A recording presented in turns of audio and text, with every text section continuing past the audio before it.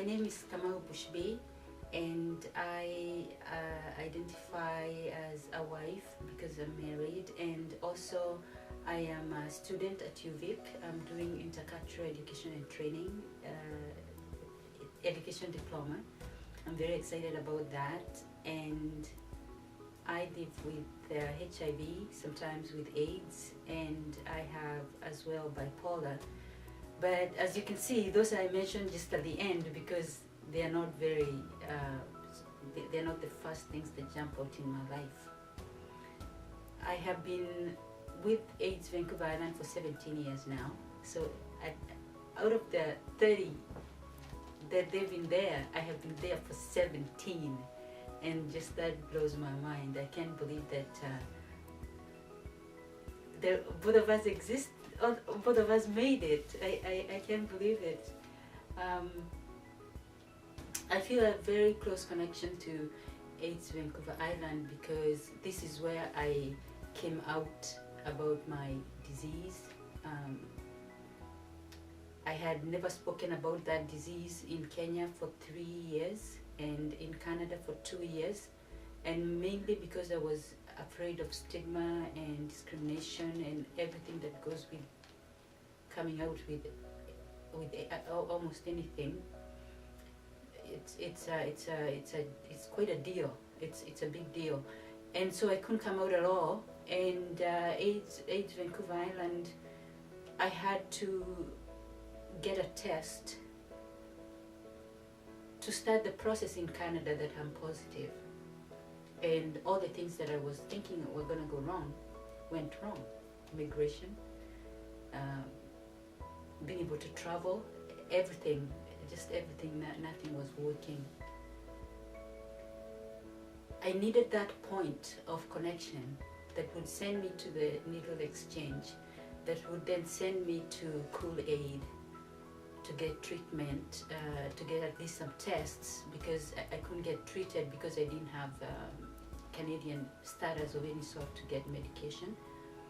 And therefore I just needed that people to talk to. I needed to know that if I was sick I could go somewhere, and all these things were not happening if I was quiet.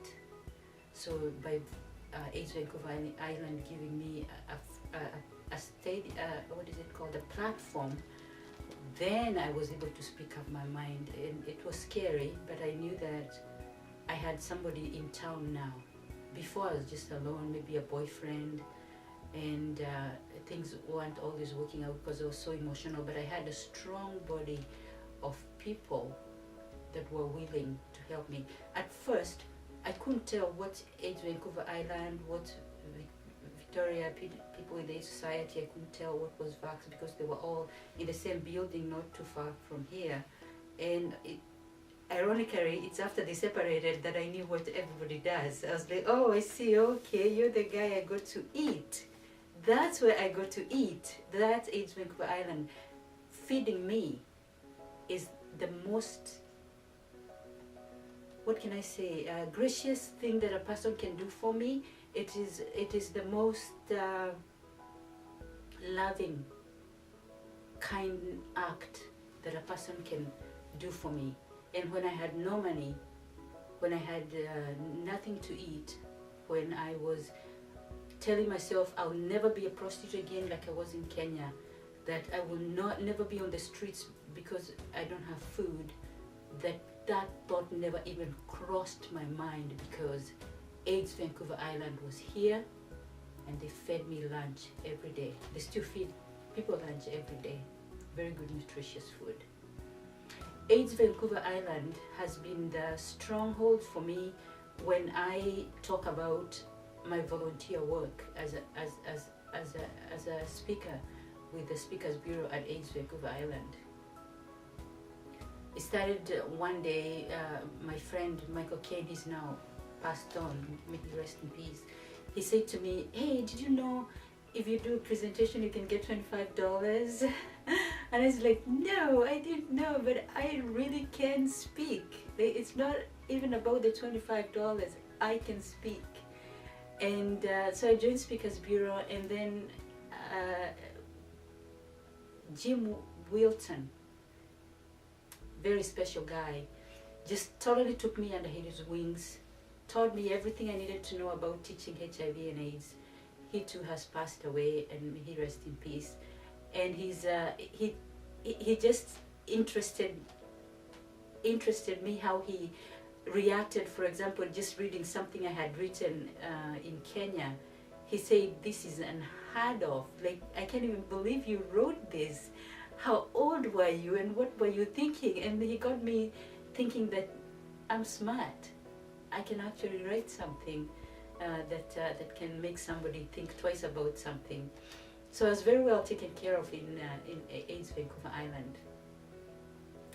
AIDS Vancouver Island has given me friends, family, people that are very close, as close as this. I don't know, Katrina, if you remember this. Yeah, I still have it.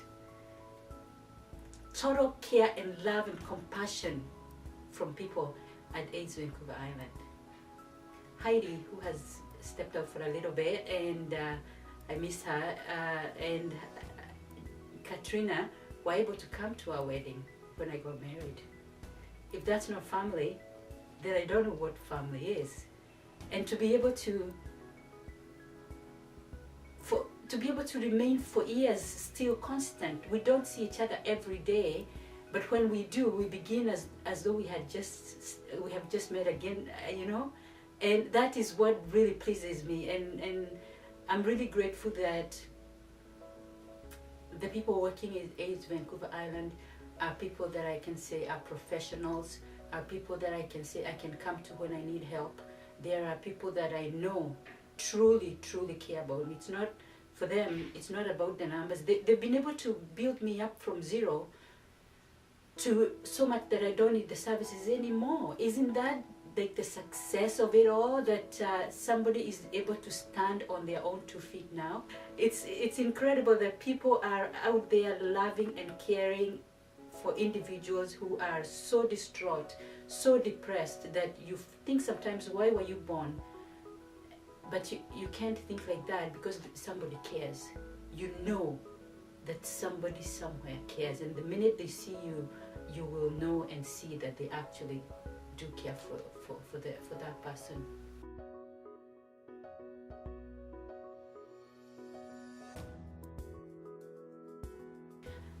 There was a lady working here at the AIDS Vancouver Island. She was mainly at the street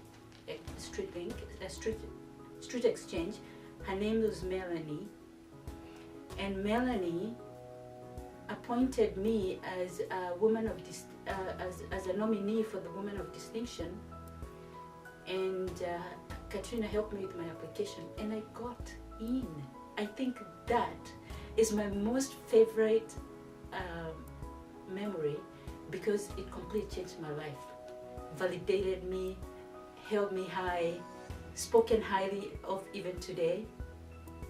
If I hadn't been in connection with Melanie, or if she hadn't seen any of the things I was doing, I wasn't even thinking I was doing anything, I would not be speaking about being a woman of distinction.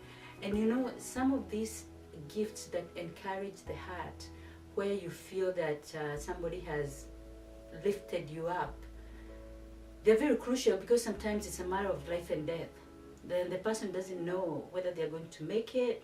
The person, their life, course of life, you know how their life is going, it shows that they're going down and they're going to die, and then you lift them up and boost them and tell them that they've done good.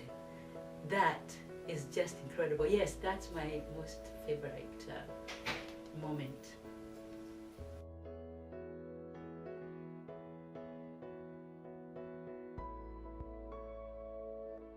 It's home for me. It's where I know I can run anytime, any time of danger, or any time of stress. I can run here, and any time of good news and stuff has happened in my life, I can run here as well. Thank you so much for inviting me to talk today.